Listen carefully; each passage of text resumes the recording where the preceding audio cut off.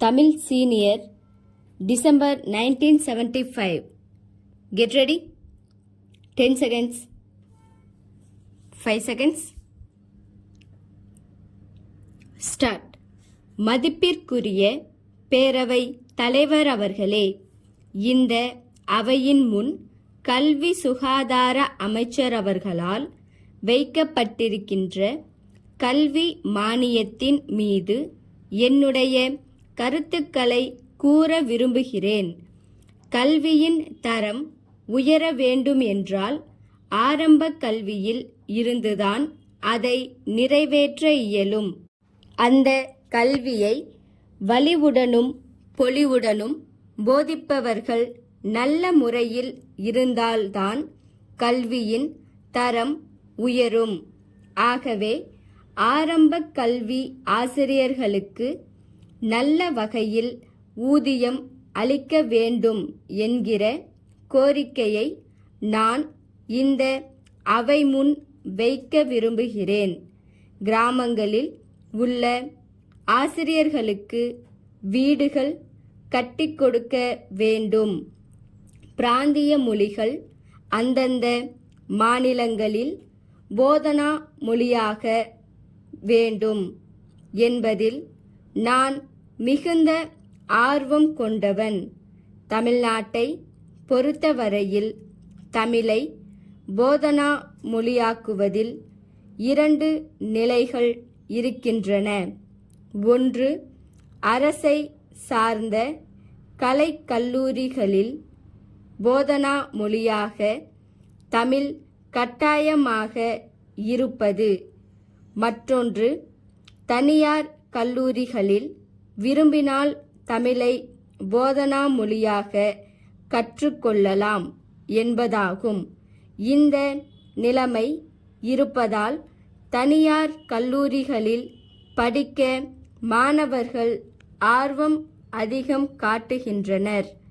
மேலும் அரசு கல்லூரிகளில் படித்தால் தமிழை போதனா மொழியாக ஏற்றுக்கொண்டு தங்கள் வளர்ச்சி குன்றிவிடுமோ என்று மாணவர்கள் ஐயப்பாடு கொள்கின்றனர். மாணவர்கள் தமிழை போதனா மொழியாக எடுத்துக்கொண்டால் அவர்களுக்கு அரசு துறையில் உத்தியோகம் இருக்கின்றதா என்றால் அரசே அவர்களுக்கு எந்த துறையில் வேலை அளிக்கலாம் என்று யோசித்து கொண்டிருப்பதாக கூறப்படுகிறது. அரசே இப்படி அவர்களை இரண்டாந்தர மாணவர்களாக கருதினால் தமிழ் போதனா மொழியாக வளர்வது எந்த வகையில் முழுமையாக சாத்தியமாகும் என்பது எனக்கு விளங்காமல் இருக்கிறது. ஆனால் நான் உறுதியாக சொல்வேன், இந்த தலைமுறையில் இல்லாவிட்டாலும் அடுத்த தலைமுறையிலோ அல்லது ஒரு நூற்றாண்டு காலத்திற்குள்ளோ தமிழ் ஆட்சி மொழியாக போதனா மொழியாக நிச்சயம் வந்து தான் தீர வேண்டும். கல்வித்துறை மூலம் இந்த அரசாங்கத்தால் வெளியிடப்படுகின்ற புத்தகங்களில் பல பிழைகள் இருக்கின்றன. புத்தகங்களே பிழையாக இருந்தால் மாணவர்கள் எப்படி சரியாக கல்வி கற்க முடியும்? அரசாங்கத்தால் வெளியிடப்படும் புத்தகங்களை பிழை இல்லாத முறையில் வெளியிட அரசாங்கம் முயற்சி எடுத்துக்கொள்ள வேண்டும். கல்லூரிகளிலே இடம் கிடைப்பது இன்று மிகவும் அரிதாக இருக்கிறது. வசதி உடையவர்களுக்கும் செல்வாக்கு உடையவர்களுக்கும் மட்டும் தான் இடம் கிடைக்கிறது. சாதாரண மாணவர்களுக்கு இடம் கிடைப்பதில்லை. இதையெல்லாம் அரசு கருத்தில் கொண்டு அனைத்து கல்லூரிக்கும் மாணவர்களை தேர்ந்தெடுக்க ஒரு குழு ஒன்றை நிறுவி ஒவ்வொரு கல்லூரிக்கும் தேவையான மாணவர்களை தேர்ந்தெடுக்க வேண்டும் என்று கேட்டுக்கொள்வேன். மாணவர்களின் பொது அறிவு வளர நூல் நிலையங்கள் மிகவும் அவசியம். அதற்கு இன்றைக்கு இருக்கும் நூல் நிலையங்களின் எண்ணிக்கை போதாது. பெரிய அளவில் பணம் ஒதுக்கி கூடுதலான நூல் நிலையங்களை அமைக்க வேண்டும் என்று உங்களை கேட்டுக்கொள்கிறேன்.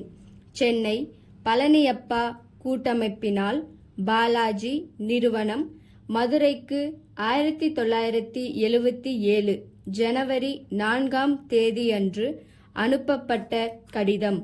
அன்புடையீர், நாங்கள் புதிதாக தயார் செய்துள்ள சோப்புத்தூள் மாதிரி பொட்டலம் ஒன்றை தனியே தபால் மூலம் அனுப்பியுள்ளோம் என்பதை மகிழ்ச்சியுடன் தெரிவித்துக் கொள்கிறோம்.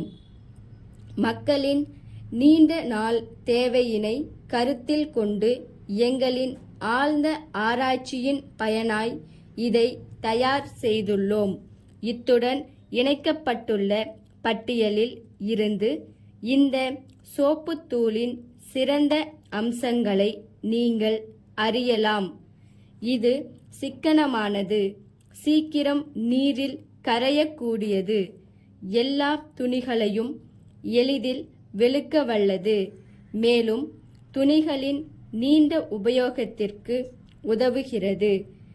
இந்த புதிய சோப்புத்தூளை நாங்கள் எல்லா மாநிலங்களுக்கும் மாவட்டங்களுக்கும் அனுப்பியுள்ளோம். அங்கிருந்து எல்லாம் எங்களுக்கு அதிக அளவில் ஆதரவு அளித்து கூடுதலான அளவில் சோப்புத்தூள் பொட்டலங்களை கேட்கின்றனர். இதிலிருந்து எங்கள் தயாரிப்பு மக்களின் ஆதரவையும் போற்றுதலையும் பெற்றிருக்கிறது என்பதை நீங்கள் உணர்ந்திடக்கூடும். ஆகவே இந்த பொருளை நீங்கள் விரைவில் விற்றுவிடலாம். தங்கள் உண்மையுள்ள ஸ்டாப்.